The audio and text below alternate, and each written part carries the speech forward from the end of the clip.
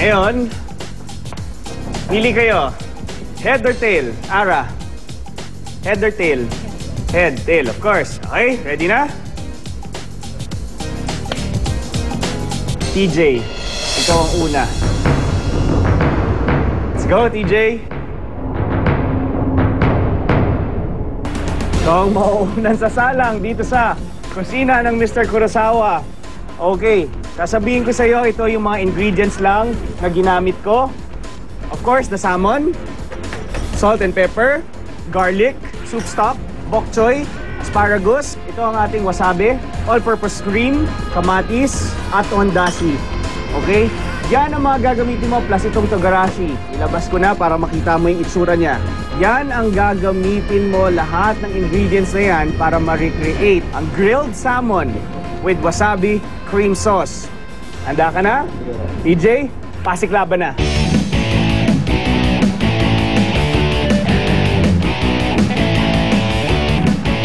Diskumpiyado pa si TJ sa lagay ng kanyang salmon.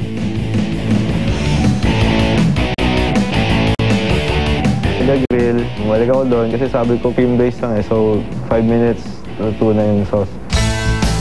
Nag-slice ako ng tomato, tapos nung pag-gisa ko, yung isang ingredient pala di ginigisa. So, paglagay ko sunog agad. Yung tinapon ko, inulit ko na naman, pinunasan ko yung pan.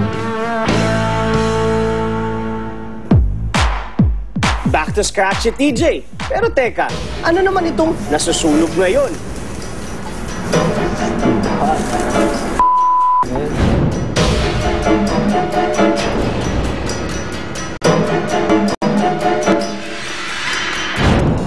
Hi, Kuya Marvin. Okay. Sinamahan ko na ho si TJ na i-recreate ang grilled salmon with wasabi cream sauce. Wow. Hintayin natin siyang matapos. With wasabi, ah? Okay. Wow, masarap yun, wasabi, ah? Oo. Parang tinatwist na European at saka Japanese. Japanese. Pinaghalo natin ngayon.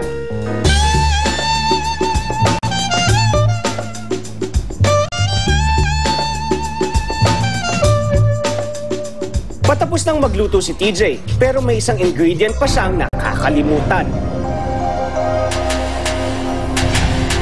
Importante ang kamatis dahil ito ang nagbibigay ng dagdag na asim na pambalanse sa linamnam ng sauce.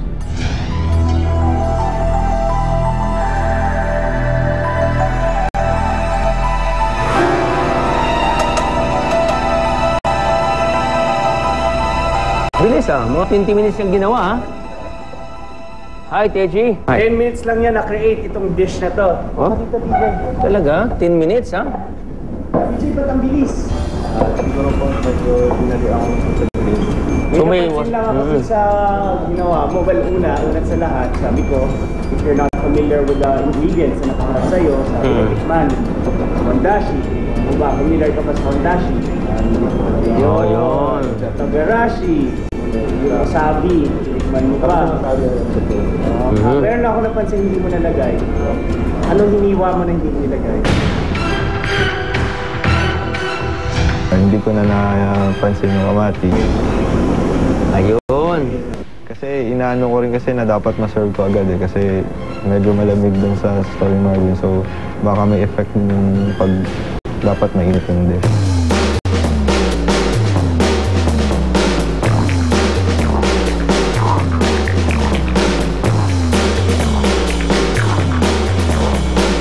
Okay yung salmon yung pagkakagrill mo kasi hindi siya na-overcook. Hindi na hilaw. Kulang ng wasabi. Hondashi dapat nandyan. Medyo kulang ng hondashi. Kasi di ba naka-paste yung ating wasabi? Kaya gusto ko talaga tikman ninyo eh. Talagang I made it very clear kanina. Supposedly 15 minutes lang ang time nyo. I gave you extra 5 minutes para maging familiar ka sa mga nakaharap sa yung ingredients. Hindi mo pala tinikman. Tinikman mo po Yung hondashi? Ay yung wasabi? Sabi, lahat yun. Dapat tinikman mo, parang sarap noon. 10 minutes Cream lang nga. ang naubos mo dun sa challenge. Sayang extra 10 minutes. Dapat na perfect mo talaga. Hindi siya masama. Okay siya, makakain siya, masarap siya. It's just that it's not perfect. Okay? Sige. Now, it's Ara's turn. Thank you, thank you, thank you. Ayan. Ara?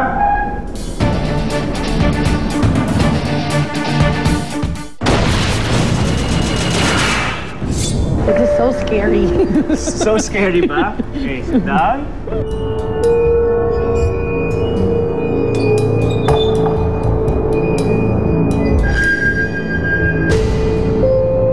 Ngayong Sabado, maliligo tayo sa kaalaman.